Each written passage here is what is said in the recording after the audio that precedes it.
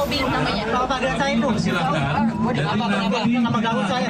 Saya tidak pernah melakukan pembunuhan itu. Ini fitnah.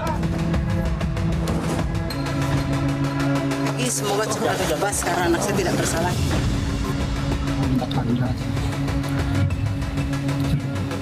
Akan bersurat ke Pak Jokowi, Pak.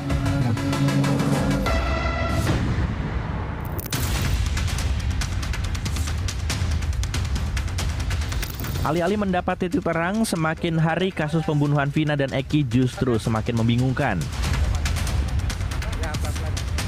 Pasalnya keterangan satu saksi dan saksi lain banyak bertolak belakang. Suharsono atau Bondol, Ibnu, Aep, kini muncul juga Akbar yang disebut sebagai saksi kunci.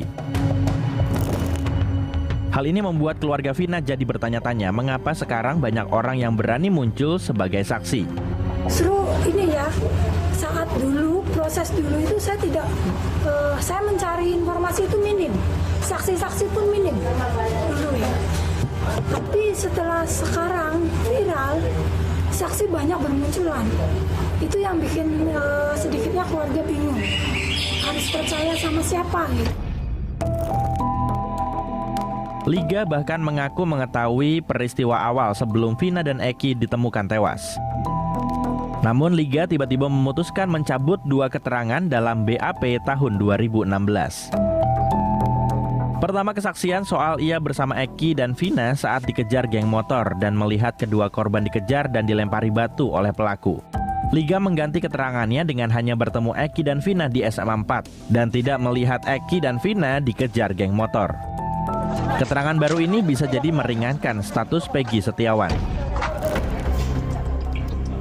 Tak hanya kesaksian Liga, pernyataan Saka Tatal juga disinyalir dapat meringankan Peggy Setiawan yang kini telah ditetapkan sebagai tersangka. Saka mengaku pernah didatangi polisi dan ditunjukkan foto 3 DPO. Namun, wajah Peggy Setiawan yang ditangkap berbeda dengan ketiga foto itu. Dan menanyakan bahwa yang DPO tersebut dan dikasih tahu foto-fotonya dan nama-namanya. Ciri-cirinya tuh dari muka sama dari telinga aja udah beda. Telinga katanya kan berisingan. Oh, bolong. Ini tuh ya. Oke. Sama dari muka udah beda. Sama Peggy yang sekarang. Farhad Abbas kini hadir sebagai pengacara Saka Tatal. Farhad memastikan akan mengajukan PK untuk kliennya. Karena beban psikis yang dialami seperti ini tidak semudah. Saya menyatakan jangan polisi memperlakukan, dulu dia anak kecil kan dewasa nggak, tentu ada kaitan traumatisnya itu ada. Jadi tetap aja kita akan melakukan upaya peninjauan kembali. Kita nggak ada komentar-komentar lagi masalah yang kita jelaskan bahwa memang kita tidak mengenal orang-orang tersebut, tapi ya seperti yang dia ketahui itu. Sementara tersangka Peggy Setiawan kini didampingi oleh 64 pengacara yang siap membelanya tanpa dibayar. Jumlah pengacara ini masih bisa bertambah. Para pengacara ini juga akan mengajukan penangguhan penahanan untuk Peggy Setiawan.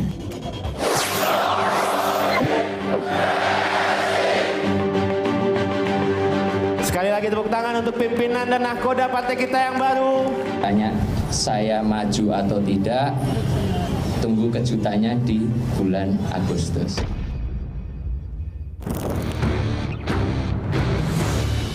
Lagi-lagi putusan yang mengubah syarat batas usia untuk dapat ikut perhelatan pemilu menyeret nama anak Jokowi. Kali ini, Mahkamah Agung memutuskan mengubah syarat batas usia calon kepala daerah dan calon wakil kepala daerah. Putusan ini seperti memberi karpet merah bagi putra bungsu Presiden Jokowi, Kaesang Pangarep, untuk mencalonkan diri di Pilkada tahun ini. Sebenarnya yang mengagetkan adalah kalau kita masih kaget. Karena sebetulnya kan sudah ada pola yang terjadi ya. Apakah ini tidak bisa disamakan dengan keputusan MK nomor 90? Banyak sekali kemiripan. Bukan hanya dalam konteks terkait dengan kecurigaan masyarakat penggunaan hukum, terkait dengan kepentingan elektoral keluarga tertentu.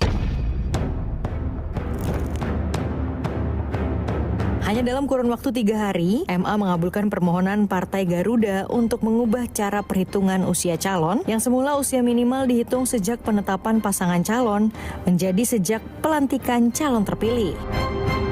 Lewat putusan itu, Kaesang yang lahir pada 25 Desember 1994 memenuhi syarat usia sebagai calon kepala daerah di level provinsi. Kaesang disebut-sebut akan maju dalam kontestasi Pilkada Jakarta. Jadi maunya wali kota Solo atau Jakarta?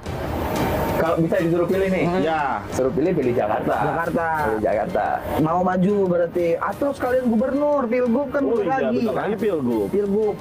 Mungkin duet sama Pak Anies kali ya. Meski demikian, Kaesang tetap meminta publik untuk menunggu keputusan pastinya di bulan Agustus nanti.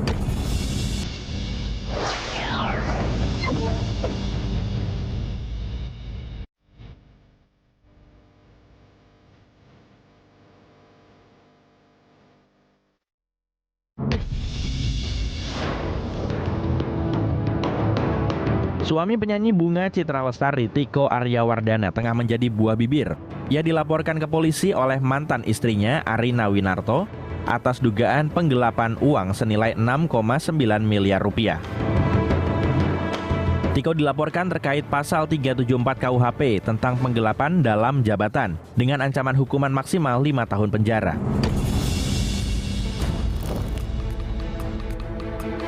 Tiko dan Arina sempat mendirikan bisnis bersama tahun 2015. Arina menjabat sebagai komisaris dan Tiko menjadi direktur. Kecurigaan penggelapan dana ini bermula pada tahun 2019 saat Tiko berniat menutup perusahaan. Arina lantas bingung dan curiga karena selama ini bisnisnya berjalan lancar. Kecurigaan menguat pada 2021 setelah menemukan 2 dokumen profit and loss. Arina pun menyewa auditor independen dan ditemukan penggunaan dana sebesar 6,9 miliar rupiah yang tidak jelas peruntukannya. Namun 2022, Arina melapor ke Polres Metro Jakarta Selatan dan statusnya naik menjadi penyidikan pada 26 Maret 2024. Polres Metro Jakarta Selatan menyatakan sudah memeriksa 5 orang saksi termasuk Tiko Aryawardana. Kami dalam hal ini Polres Metro Jakarta Selatan telah melaksanakan kegiatan gelar perkara dengan 2 alat bukti yang cukup, meningkatkan statusnya dari penyelidikan menjadi penyidikan. Untuk saudara T sudah kami lakukan pemeriksaan, dalam saat itu adalah sebagai saksi. Kuasa hukum Tiko membantah tuduhan terkait penggelapan dana. Menurutnya, kala itu Tiko melaporkan perkembangan perusahaan kepada pelapor secara lisan karena masih berstatus suami istri. Disebutkan pula, restoran itu kerap mengalami kerugian. Terlebih ketika pandemi COVID-19, kondisi restoran semakin terancam. Keluarga ya, Bang? Sebenarnya kalau kita melihat, ini adalah bisnis keluarga yang belum tuntas sebenarnya secara profesional melalui rapat umum pemegang saham. Ini dibawa ke ranah seolah-olah ini private, padahal bukan private. Ini kongsi keluarga yang harus diselesaikan dalam rules. Kalau idealnya ya selesaikan secara kekeluargaan. Sebenarnya pada saat itu, kok sekarang baru ribut. Baik Tiko maupun BCL masih bungkam terkait kasus ini. Keduanya justru terlihat menikmati waktu dengan berkumpul bersama para sahabat.